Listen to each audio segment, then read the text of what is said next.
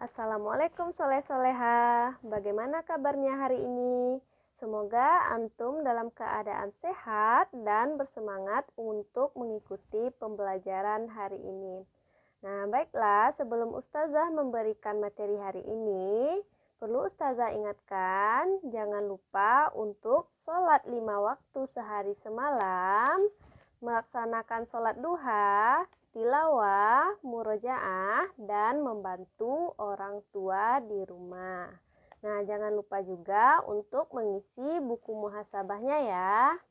Nah, baiklah, materi hari ini Ustazah akan memberikan materi pada LKS subtema 1 pembelajaran 6 halaman 22 sampai 24. Nah, baiklah, kita membahas materi yang pertama. Menuliskan ciri-ciri makhluk hidup. Pernahkah kamu berpikir bagaimana kamu dapat sampai di sekolah? Kamu dapat sampai di sekolah karena bergerak. Makhluk hidup umumnya dapat bergerak. Amatilah gerakan makhluk hidup berikut. Gambar pertama, ada seorang siswa yang sedang berjalan menuju ke sekolah. Gambar kedua, ada seekor katak yang sedang melompat. Dan gambar yang ketiga, ada sebuah pohon yang sedang ditiup oleh angin. Pergerakan makhluk hidup berbeda. Manusia dan hewan dapat berlari, melompat, dan berjalan.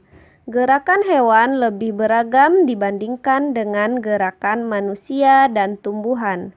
Tumbuhan hanya dapat bergerak di tempat dan tidak dapat berpindah tempat. Hewan dapat bergerak dan berpindah tempat. Hewan bergerak antara lain menggunakan kaki, tangan, perut, sayap, dan sirip. Bagaimana gerakan yang dilakukan tumbuhan?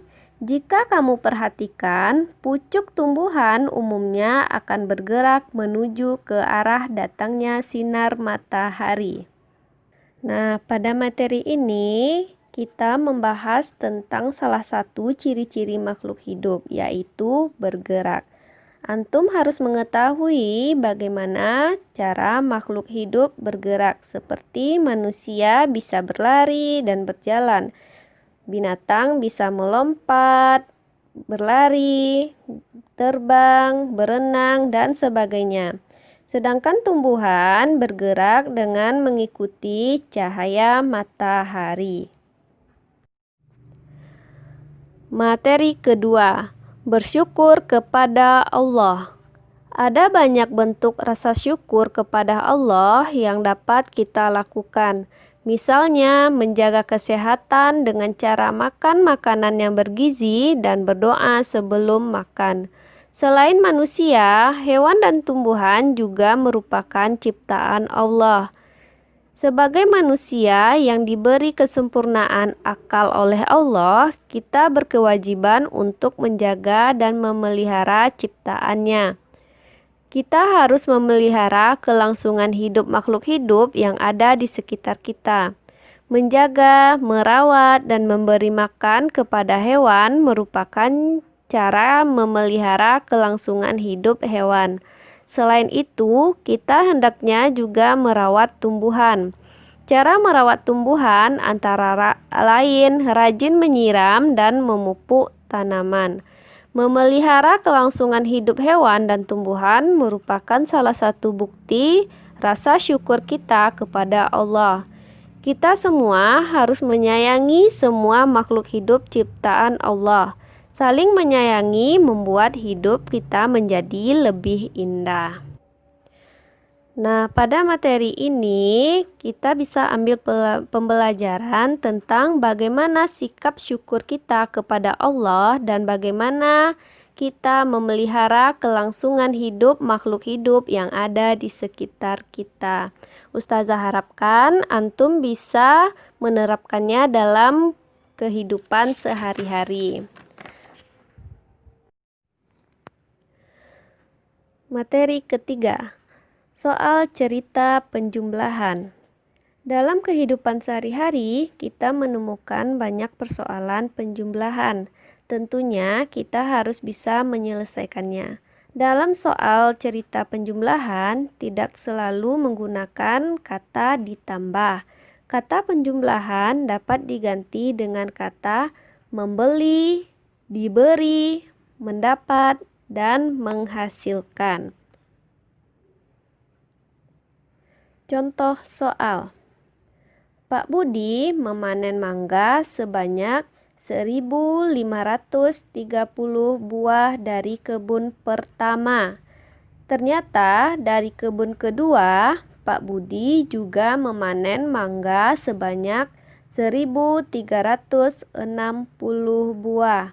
Pertanyaannya, berapakah jumlah mangga yang dipanen Pak Budi? Nah, ayo kita bahas bersama-sama bagaimana cara penjumlahan pada soal ini. Kebun pertama, Pak Budi memanen mangga sebanyak 1.530 buah mangga. Pada kebun kedua, Pak Budi juga memanen mangga sebanyak 1.360 buah. Nah, untuk mengetahui jumlah keseluruhan mangga yang dipanen Pak Budi, kita harus menjumlahkan mangga yang didapat pada kebun pertama dan mangga yang didapat pada kebun kedua. Jadi 1.530 ditambah 1.360. Nah, untuk mempermudah antum menjumlahkan berapa banyak mangga yang didapat oleh Pak Budi, antum mencarinya dengan cara penjumlahan menyusun ke bawah. Caranya, kita tulis angka yang pertama yaitu 1.530 dan angka yang kedua kita letakkan di bawah angka yang pertama 1.360. Lalu kita jumlahkan. Satuan kita jumlahkan dengan satuan, puluhan kita jumlahkan dengan puluhan, ratusan dengan ratusan, dan ribuan dengan ribuan. 0 ditambah 0 sama dengan 0.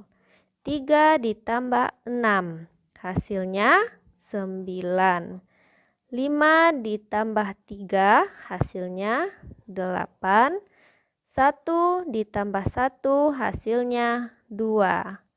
Kita beri titik di belakang 2. Jadi hasilnya adalah 2.890. Jadi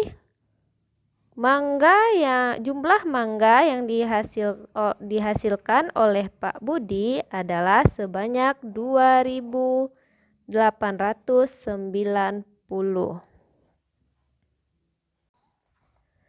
Nah, sekianlah penjelasan materi pada hari ini. Untuk tugas, kerjakan LKS halaman 25, latihan pembelajaran 6. Nah, tugas dikerjakan pada LKS ya. Nah, sekianlah pembelajaran yang Ustazah berikan pada hari ini. Ustazah ucapkan terima kasih. Assalamualaikum warahmatullahi wabarakatuh.